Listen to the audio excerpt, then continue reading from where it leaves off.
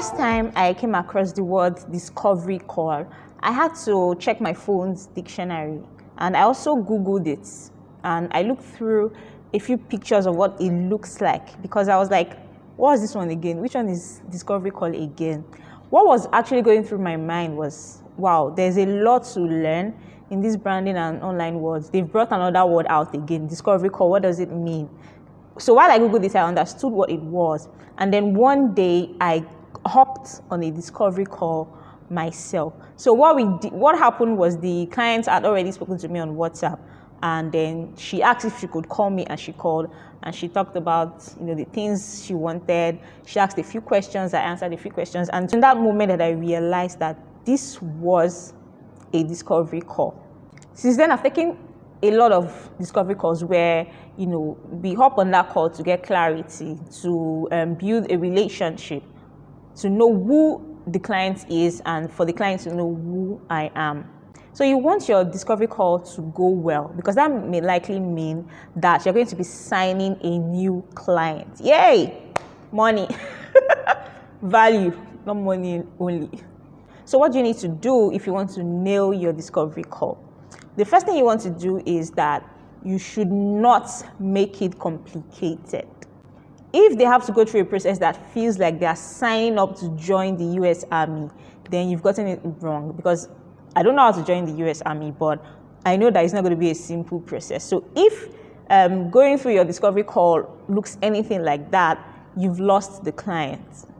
Make it very simple for the prospective clients to hop on the discovery call with you. Most people usually have a get on a discovery call with me button on their website, and I have something similar to that. I have a reach out to me button where if you click on the button, it takes you to the contact page where you can either fill a form or just copy out my email or my phone number and send me a message directly. But if after they click on that button and they are directed to a page where they have to fill a long form, and after they fill the form, they get an email that tells them that you reach out to them after 5 working days, you've already lost them. Instead of that, you can get them to book an appointment on a calendar and have an intake form. Everything done automatically. That's a great way to make the process as seamless as possible. The second thing is to get all the information at once. And when I say all the information, I don't mean that you get them to say everything they want to say in one call or on one form. So when you use an intake form, you get to ask the prospect a few questions that would help you to know what it is they really want. Helps you get an overview of the problem that they want you to help them solve. So this will help you to be prepared to prepare answers to their questions and get the right information. But be careful when you're coming up with the questions you want to put on your intake form. You don't want to overwhelm them with too many questions that at the end of the day, they don't submit the form and they just leave. Also, sometimes prospective clients don't even know what they want. They're just looking for somebody to talk to. So they're looking for a person that they can talk to, and then the person will figure out what they want. Most times it's like that. So you don't want to ask too many questions. You don't want to have a long form. You just want to get the information that you need, the most vital information that you need in one place or at one time before you get on the actual call. The third thing you want to do is to get yourself ready. So because this prospective client has not worked with you before, they will likely be asking you questions that will help them to know if you are the right man or the right woman that can help them solve their problems. So you want to get clear on the problems you solve, whose problem you solve, whose problem you have solved, and how you can help them solve their own problems. So remember that this call is about them, it's not about you. So you want to drop all the I's and focus on you. You want to ask them questions that will help them to understand, that will help you to understand what they need, and that will help them conclude that you are the right person to fix their problems. So when preparing for the call, you also want to have a list of questions that you want to ask based on the information you've gotten from their intake form to help you get clear, because you don't want to be going back and forth with emails or with WhatsApp calls or phone calls or text messages. You want to be as professional as possible, and you want to make sure that the workload or the whole process is easy on you as well. The fourth thing is practice makes permanent. So if you are a newbie freelancer, a newbie business owner, chances are you've not gotten on any discovery call before. So you want to really practice how you will take your discovery calls in front of a mirror, or you can do it, you can record yourself and while you practice in front of your camera. You need to make sure that you because of course you'll be nervous. It's your first call, you'll be fidgeting, but you don't want the prospective clients to sense that you are nervous, because you need to speak confident, you need to act confident, you need to ask questions confidently so that you can put them at ease. And when you put them at ease, they automatically conclude that, okay, you can do this.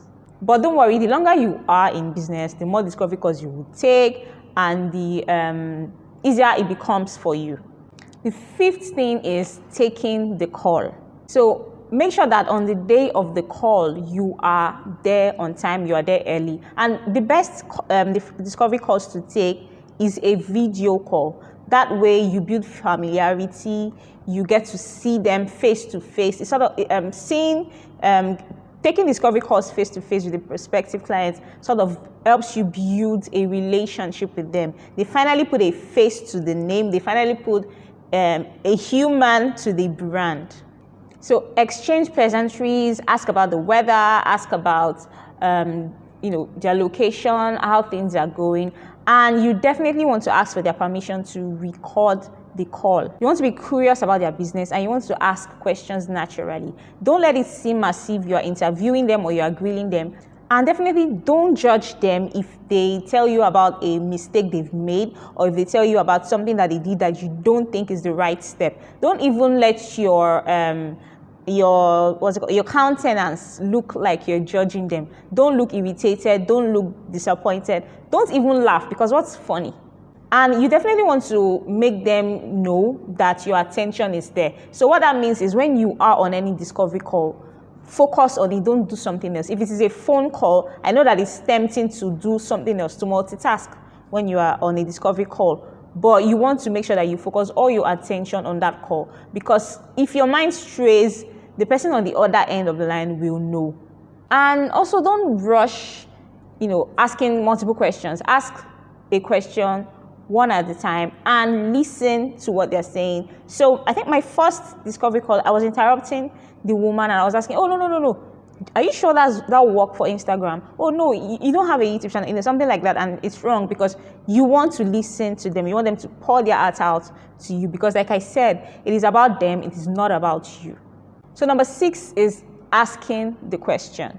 Ask them what their goal is. This will help you to know what they really want, and it will get them to talk more while you listen. You also want to ask them why or how they got into the business in the first place. And so it gets them to think back and really talk about what their business is about. It gives you a lot of understanding as to who they are and what you think they need. And one thing that you definitely want to ask them also is who their ideal customer is. Because there are so many, and of course, there are so many business owners who get on discovery calls with you and they don't even know who their customer is. There are so many people running businesses that they don't even know, they don't have an ideal customer. They feel that, everybody buys what I sell. So you want to help them to figure that out in the call. You also want to ask for their timeline, because some people might have unrealistic timelines. So they might be asking that you maybe do a design or create a strategy and they want it in 2 days, or they want it by close of business tomorrow. So that is not feasible, that is not possible. So you need to ask for their timeline. And if it's unrealistic, let them know that a lot of work will be going into this, so you will not be able to deliver at that time, and let them know when you will deliver. Last but not the least is wrapping up the call. So let them know that you'll be following up with your quotes, your deliverables, and the timeline of the project in an email. And make sure that you do so, preferably same day. So what I do is I send this email the same day, maybe at night, or I just make sure that it's not too far from the time that I took the call. So you may want to go back to listen to the recording and map out the scope of the project, list out all the things that they've asked for, preferably in their own words, so that they would get the feeling that you were following attentively. So map out your deliverables, the scope of the project, your timeline, your quotes, and if you want, you can add a list of other things that you might be able to help them with that they didn't really ask for in the call. So showcasing a deep understanding of the prospective client's business will get them to trust you and know that you've got their back. So that is how to prep for take a discovery call and get that, sign that client. I hope that you found this video valuable. If you love it, give it a thumbs up and subscribe to this channel. Till then, I'll see you in the next video. Don't forget to follow me on Instagram at Fisayo Patrick 1. Bye.